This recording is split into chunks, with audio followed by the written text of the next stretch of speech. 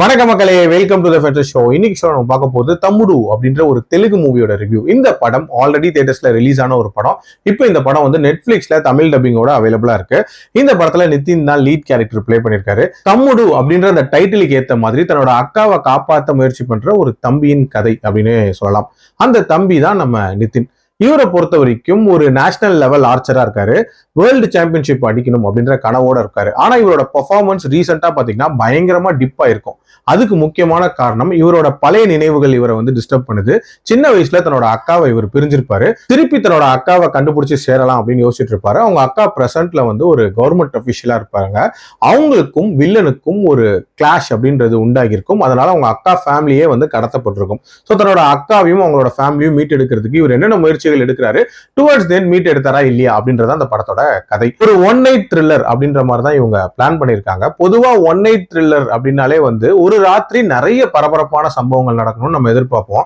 இதுல ஒரு சம்பவம் கூட பரபரப்பா இல்ல அப்படின்னே சொல்லலாம். அதை கூட விட்டுறலாம். இதுல கேரக்டர் டிசைன் அப்படின்றதே ரொம்ப ரொம்ப கிளம்சியா இருந்துச்சு அப்படின்னே சொல்லுவேன். அதாவது ரேண்டமா நிறைய கேரக்டர்ஸ் உள்ள கொண்டு வந்திருப்பாங்க. உதாரணத்துக்கு ஸ்வசிகாவோட கேரக்டரே பாத்தீங்கன்னா நடு காட்டுல வந்து திடீர்னு பஸ் ஓட்டிட்டு போகக்கூடிய ஒரு நபரா காட்டுவாங்க. அதே மாதிரி சப்தமி கவுடா அவங்க திடீர்னு வந்து நடுவுல கம்யூனிகேட் பண்ணுவாங்க மாதிரி காட்டிருப்பாங்க. இது மாதிரி ரேண்டமா நிறைய கேரக்டர்ஸ் வரும். அது மட்டும் இல்லாம ஒரு லெவல்லயும் இவங்களுக்கு இருக்கக்கூடிய ஆபத்துகள் இருக்குல்ல, ஸ்டார்ட் ஆகும் போது பயங்கரமான ஆபத்தா இருக்குமோ அப்படின்லாம் நம்ம யோசிப்போம். பட் போக போக ஒரு மாதிரி புஷ்னு போயிடும் அப்படின்னே சொல்லலாம். ஆக்ஷன் சீக்வன்சஸ் பொறுத்த வரைக்கும் பயங்கர ஆர்டிபிஷியலா இருந்துச்சு. அதாவது மொத்த ஆளுங்களும் சேர்ந்து ஒரு ஆளை கீழே தள்ள ட்ரை பண்ணுவாங்க, அது முடியாது. ஆனா ஒரு ஆள் வந்து மொத்த வேரையும் பிடிச்சி இழுத்துருவாரு அப்படின்ற மாதிரிலாம் காட்டுவாங்க. அதெல்லாம் பயங்கரமா சினிமேட்டிக்கா இருந்துச்சு அப்படின்னே சொல்லலாம். எல்லாத்துக்கும் மேல இந்த கதையோட முக்கியமான தீம் என்ன, அக்கா தம்பி பாசம். அதுவே பயங்கர ஆர்டிபிஷியலா இருக்கும். அதாவது திடீர்னு என்னடா அக்கா மேல பாசம் பொத்துக்கிட்டு வந்துருச்சு அப்படின்ற மாதிரியான ஒரு ஃபீல்ல தான் இந்த கதை இருந்துச்சு. அதே மாதிரி வில்லன் கேரக்டரை ஸ்டார்டிங்ல பயங்கர பவர்ஃபுல்லா ஒரு மாதிரி சத்தமே பிடிக்காத ஒரு நபர் அப்படின்ற மாதிரிலாம் பயங்கர டெரரா காட்டியிருப்பாங்க. சரி, இவர் ஏதோ பண்ண போறாரு அப்படின்னு பார்த்தா அவருக்கான முடிவு இருக்குல்ல, ரொம்ப ரொம்ப காமெடியா இருந்துச்சு அப்படின்னே சொல்லலாம். இந்த தமிழ் படம் இருக்குல்ல சிவாது, அதுல எப்படி வில்லன்களை எல்லாம் கொல்லுவாங்க அந்த மாதிரியான ஒரு ஸ்டைல்ல கொல்ல பண்ணிருப்பாங்க.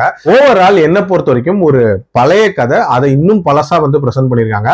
என்னோட ரேட்டிங் இந்த படத்துக்கு 2.2 out of 5. என்ன பொறுத்த வரைக்கும் ஸ்கிப் அப்படின்னு தான் சொல்லுவேன். அடல்ட் கண்டென்ட்டை பொறுத்த வரைக்கும் இதுல வைலன்ஸ் கொஞ்சம் தூக்கலா இருக்கு. அதுக்கேற்ற மாதிரி பிளான் பண்ணிக்கோங்க. மீண்டும் அடுத்த விமர்சனத்தில் சந்திக்கிறேன். நன்றி, வணக்கம்.